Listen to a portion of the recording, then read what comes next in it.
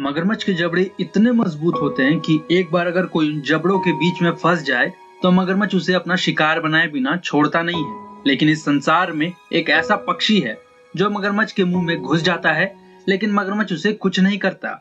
उस पक्षी का नाम है इजिप्शियन प्लोवर बर्ड। लेकिन सवाल ये है, ऐसा होता क्यों है? देखिए, ऐसा इसलिए होता है कि मगरमच्छ के दांतों में फंसे हुए खाने को वो इजिप्शियन प्लोवर बर्ड अंदर जाके चुग चुग के खाता है, जिससे मगरमच्छ के दांत साफ हो जाते हैं। अब इससे मगरमच्छ और बर्ड दोनों को ही फायदा है और इसी वजह से मगरमच्छ उसे हार्म नहीं पहुंचाता। गाइस, ये इंटरेस्टिंग सी वीडियो आपको कैसी लगी चैट सेक्शन में जरूर लिखिएगा और ऐसे अमेजिंग वीडियोस के लिए यूट्यूब पे हमारे चैनल को सब्सक्राइब कर लीजिए। मिलते हैं अगले वीडियो में। Stay safe, stay healthy.